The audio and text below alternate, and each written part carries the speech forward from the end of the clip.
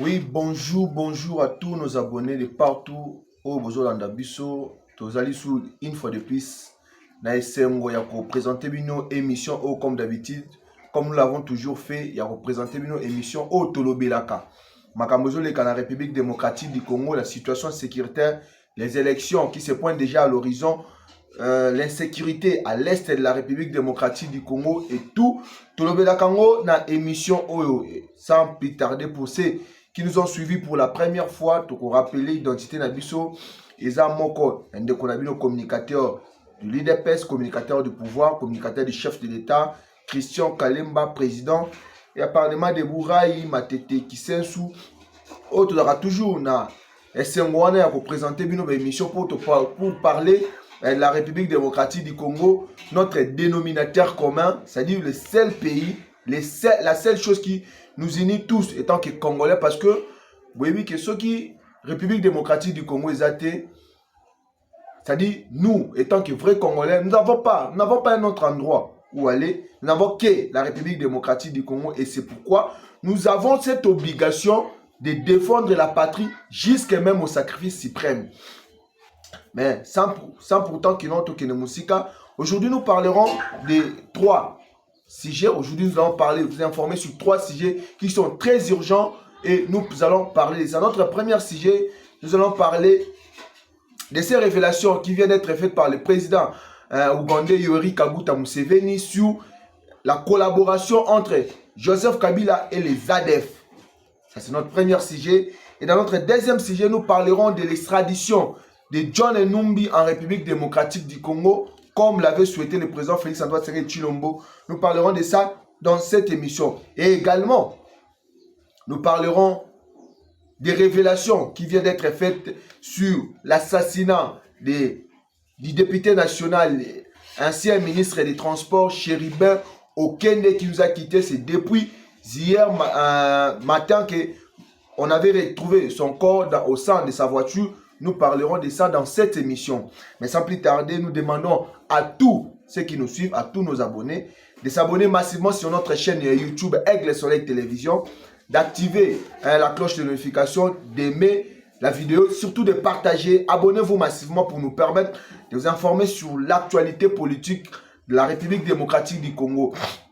Sans plus tarder, nous commençons avec notre premier sujet où nous allons parler des vérités, des informations qui viennent d'être confirmées, qui nous viennent d'être parvenues par le président de l'Ouganda, le président excellence Yoweri Kaguta Museveni, qui nous a parlé sur les liens, la collaboration qui existe entre les ADF et l'ancien président de la République démocratique du Congo, Joseph, actuellement un sénateur à vie, Joseph Kabila Kabange.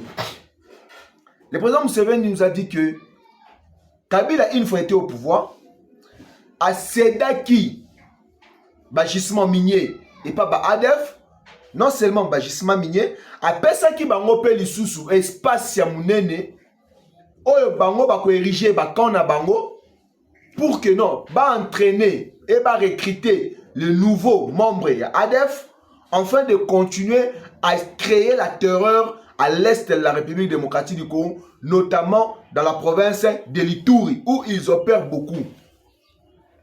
C'est le président Museveni a dit, c'est Joseph Kabila qui les avait octroyé ces terres, qui les a octroyé des terrains, qui les a octroyé des gisements miniers, des carrés miniers, où les ADF vont exploiter minerais, vont exploiter or, pour que notre temps vont teka or wana, et ça va permettre bango baso maminduki, va recruter de nouveaux membres, afin que non, est la République démocratique du Congo et continue toujours Kozala sous la terreur.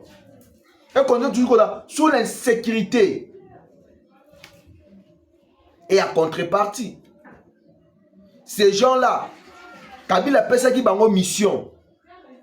Que non, va créer toujours insécurité à l'est de la République démocratique du Congo, notamment dans la province de l'Ituri.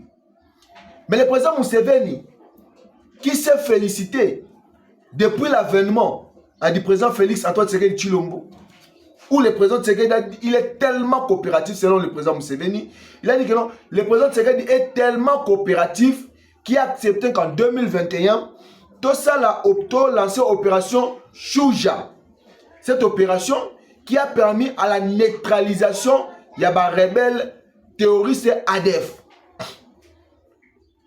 Et l'idée que les gens avaient, que non, va créer mur, il y a séparation entre la République démocratique du Congo et Ouganda. Le président Museveni s'est opposé à cette idée. Il a dit que non, la République démocratique du Congo et l'Ouganda entretiennent des relations, de bonnes relations. Et non seulement que non, l'Ouganda bénéficie d'un côté Kabila qu'on a République démocratique du Congo a gagné plus de 600 millions de dollars par année par rapport aux échanges commerciaux.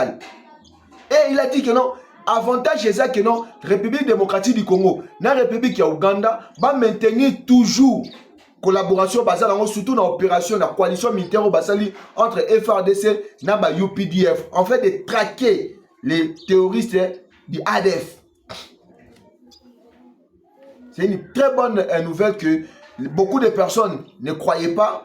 Et si ça sortait de la bouche des gens du pouvoir actuel, de l'UDPS ou de l'Union sacrée, les gens auraient dit que non, ils agissent acharnement politique au bateau Sengabassa Joseph Kabila. Mais cela est sorti de la bouche d'un autre président, d'un pays, du président d'un pays voisin, la République démocratique du Congo, qui a dit que non, c'est Joseph Kabila qui a cédé, octroyé même des terres aux ADF pour que non, Batouana va recruter. Le mouvement là s'élargit et actuellement les ADF ça la coalition na Al-Qaïda, c'est-à-dire comment mouvement moko makasi. Mais juste depuis lancement et opération Shuja, ça permet à ce que ADF autant au président Tshisekedi à côté na pouvoir à Koutaki bango dans nombre il y a plus de 2000 actuellement. Ils ne comptent que dans les centaines et beaucoup de leurs leaders sont actuellement tués et les autres sont actuellement arrêtés. C'est parmi les victoires de cette collaboration militaire qui existe entre l'Ouganda et la République démocratique du Congo. Et dans un autre deuxième sujet, nous parlerons également de l'extradition du général, le déserteur John Numbi, qui est actuellement à Harare, qui est la capitale de Zimbabwe. John Numbi, après avoir commis beaucoup de forfaits qu'il avait commis en République démocratique du Congo, il a bénéficié d'un soutien. Il y a sénateur à vie, ancien président de la République du Congo, Joseph Kabila, qui a facilité Kokima John Numbi jusqu'à aller na Kiba, à moins que Kibeza Moussika aille s'installer na Harare et na Zimbabwe. Pour que non, dernièrement, tout ce qui est information dans la source sûre que John Numbi a parmi les commandants il y a M23 où bazo continue à terroriser la population de l'Est de la République démocratique du Congo, notamment dans la province il y a Nord Kivu. Et John Numbi qui a rejoint les M23 pour faire la guerre à la République démocratique du Congo, pour déstabiliser la République démocratique du Congo, les fameux John Numbi que beaucoup de gens croyaient être fort, aujourd'hui John Numbi a été anéanti. John Numbi a été anéanti. Comment est-ce qu'il a été anéanti?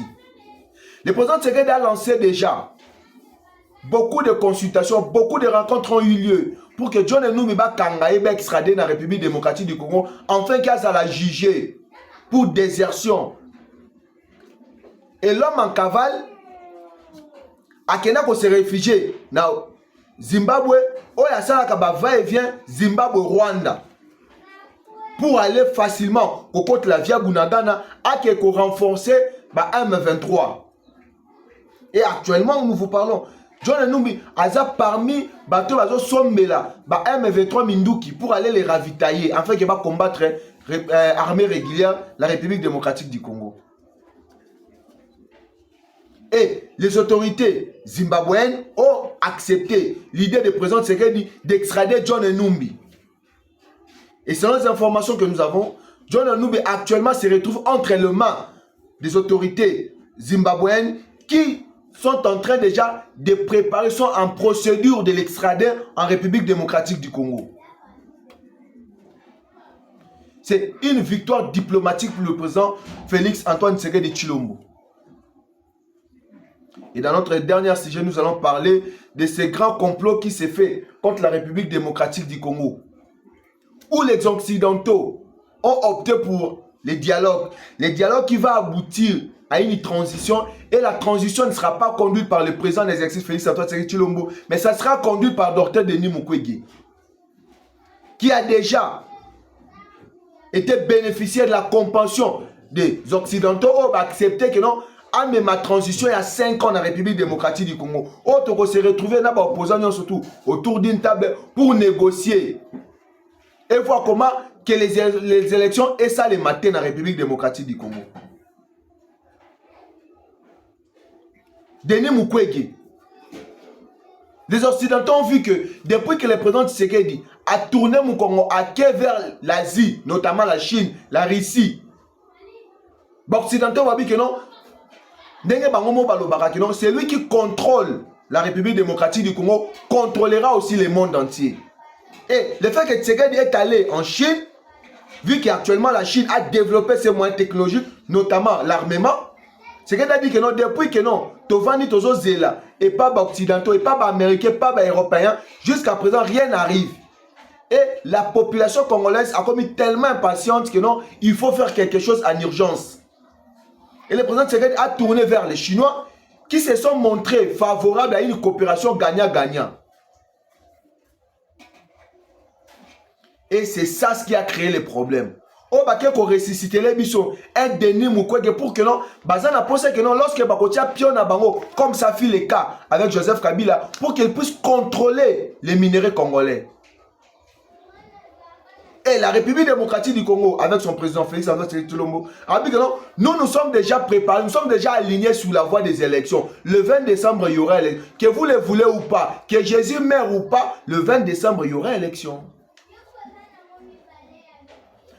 L'opposition s'est sentie faible. Ils sont maintenant prêts à sacrifier leurs proches pour dire que aujourd'hui, Tshisekedi est en train de tuer les opposants. Nous avons vu l'histoire qui vient de se passer récemment ici avec notre confrère qui est aussi communicateur, Manix Yenda, qui était porte-parole de LGD de Matata Pogno.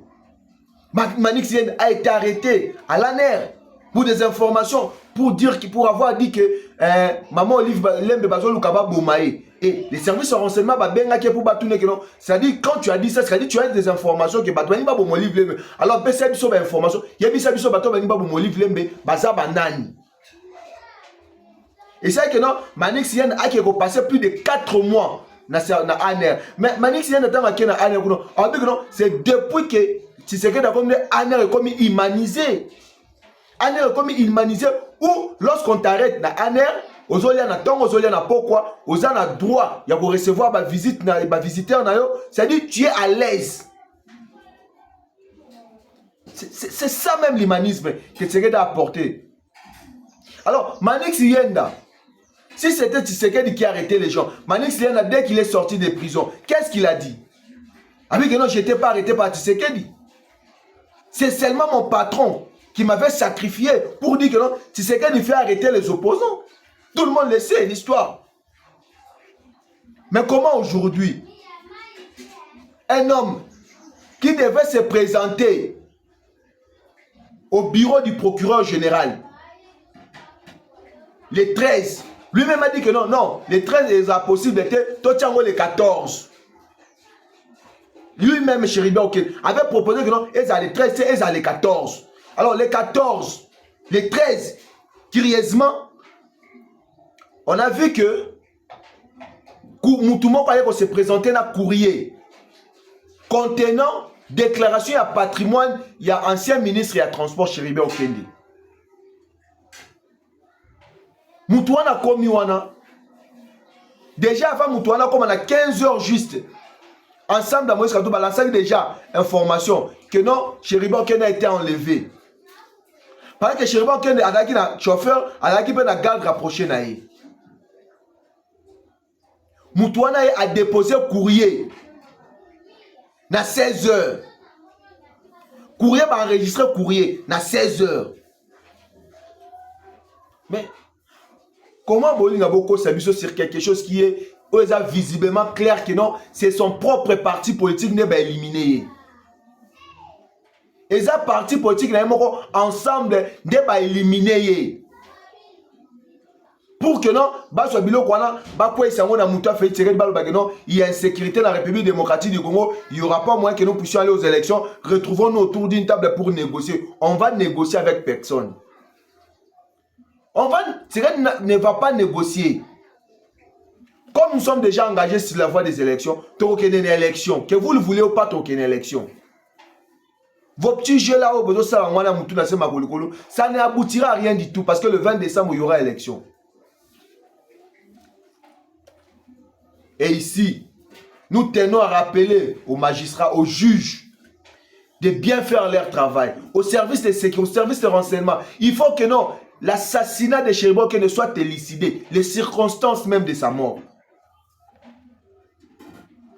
Je crois que non, par ici, nous allons mettre un terme dans cette édition d'aujourd'hui où nous avons eu ces grands amour et ce grand désir de vous présenter cette émission. C'est encore une fois depuis votre communicateur. N'oubliez pas de s'abonner à notre chaîne YouTube Aigle Soleil Télévision, d'activer la cloche de notification, surtout d'aimer la vidéo, de partager, afin de permettre à d'autres personnes soit éclairées sur la démocratie. Que Dieu bénisse la République démocratique du Congo.